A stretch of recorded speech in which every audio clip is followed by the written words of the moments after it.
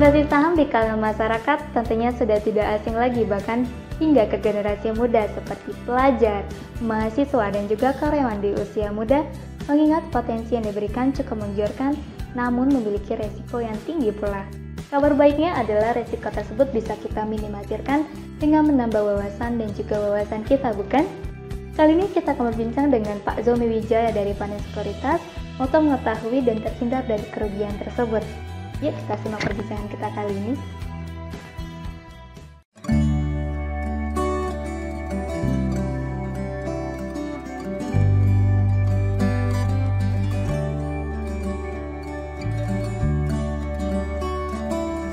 Halo Pak Zomi, apa kabar Pak? Baik Bu Lili, gimana dengan Ibu sendiri? Baik Pak. Pak, ini tuh menarik sekali loh Pak. Dengan di usia muda, Pak Zomi ini sudah berkecimpung di dunia pasar modal.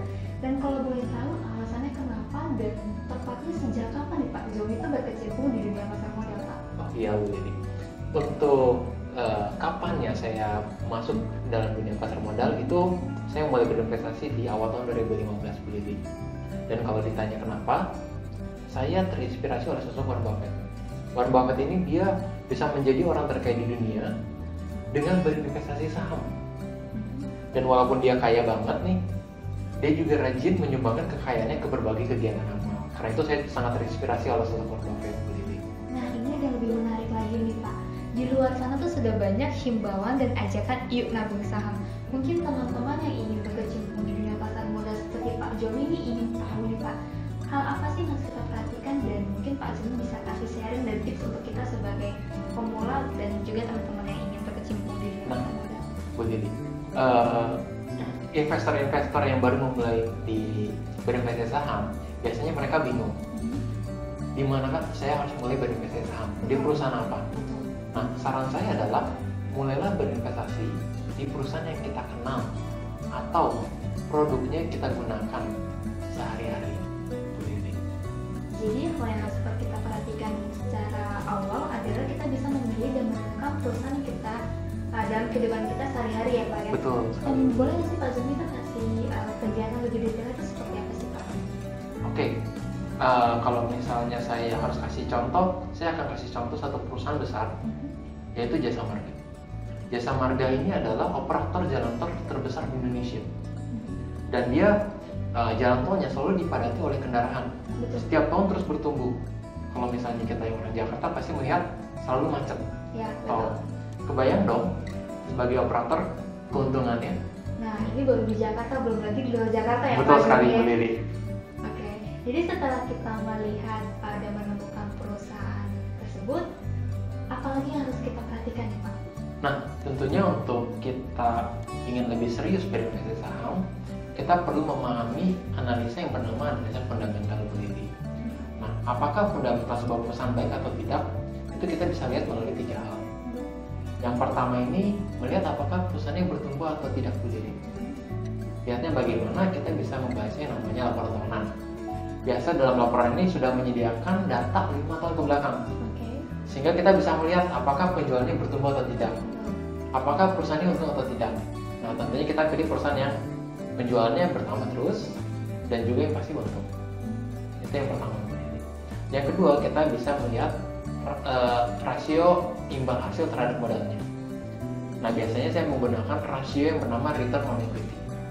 Semakin tinggi return on equity, berarti perusahaan tersebut semakin bagus karena pengembalian modalnya semakin tinggi.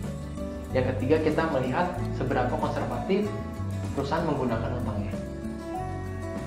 Analisa yang biasa saya pakai untuk menganalisa tentang sebuah perusahaan itu namanya debt to equity ratio. Debt to equity ratio yang kurang dari 1 itu berarti perusahaannya cukup konservatif dalam mengelola utangnya. Jadi 3 hal yang harus kita perhatikan adalah kita melihat perusahaan tersebut bertumbuh atau tidak, dan kedua adalah utang yang konservatif. Yep. Lalu yang terakhir adalah imbal hasil dari perusahaan tersebut ya Pak Zomi. Nah, dari ketiga poin tersebut, apa sudah bisa dikatakan kita memilih dan membeli suatu perusahaan tersebut Pak? Iya. Apakah sebuah perusahaan tersebut bagus atau tidak dari 3 analisa kita tadi? Yap, kalau misalnya sudah lulus dari 3 analisa kita tadi, perusahaan tersebut bagus. Tapi apakah langsung kita beli? Jawabannya belum beli. Kita harus menganalisa murah dan mahalnya mahalnya saham tersebut. Nah, dalam menganalisa murah dan mahalnya ini, biasanya kita menggunakan rasio yang bernama price to earning ratio dan price to book value ratio. Bedanya apa? Price to earning ratio kita melihat nilai saham tersebut berdasarkan labanya dibandingkan dengan harga sahamnya. Nah, price to book value berbeda dengan price to earning ratio atau biasa disingkat PER. Kita membandingkan harga sahamnya dengan ekuitasnya, Bu Lili. Semakin tinggi, semakin rendah rasio PER dan PBV, itu menandakan bahwa perusahaan tersebut semakin murah dan layak untuk kita beli saat ini juga. Oke, jadi setelah kita mengetahui rasio tersebut PER dan PBV itu, apakah kita harus menghitung secara manual, Pak? Atau mungkin sudah disediakan dari perusahaan-perusahaan eksekuritas atau seperti apa nih, Pak? Atau mungkin dari teman-teman yang secara newbie juga bingung kan harus seperti apa nih, Pak, untuk mengetahui hitungan rasio tersebut? Nah, iya Bu Lili. Saya setuju banget bahwa pasti teman-teman yang baru mulai berinvestasi bingung bagaimana cara menghitungnya. Nah, sebenarnya nggak sulit asalkan kita mau belajar. Nah, di Panin Sekuritas sendiri kita menyediakan fasilitas training, analisa fundamental, kelas basic dan kelas advance.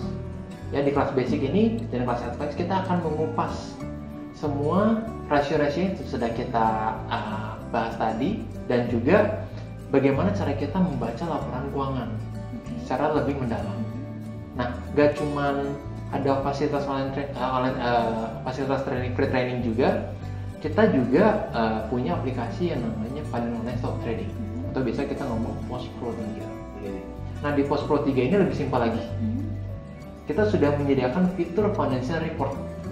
Nah, financial report ini sudah merangkum semua laporan keuangan dan laporan tahunan perusahaan-perusahaan yang sudah ada di Bursa Efek Indonesia. Nah, jadi ini adalah obrolan dari kita mengenai bagaimana sih mengetahui analisa fundamental secara dasar. Dan pertama kita mengetahui dan bisa memilih perusahaan yang kita temukan dalam kehidupan sehari-hari. Dan kedua kita bisa mengetahui bagaimana perusahaan itu bertumbuh atau tidak. Kedua adalah imbal hasil dari perusahaan tersebut ya Pak. Dan terakhir adalah hutang secara konservatif. Nah, dari ketiga poin tersebut ada lagi yang harus kita ketahui adalah kita mengetahui rasio PER dan juga PBV ya Pak ya. Jadi untuk teman-teman tidak usah khawatir PER itu apa dan PBV itu apa, karena sudah ada dalam aplikasi ya Pak ya. Aplikasi yang sudah dirangkum dan terupdate dari Panin Sekuritas, betul ya Pak ya? Betul sekali Bu. Dan ini sangat membantu sekali untuk teman-teman yang secara ingin berkecimpung di dunia pasar modal secara dasar. Dan mungkin kita akan bertemu di perbincangan kita selanjutnya dalam analisa fundamental secara advance.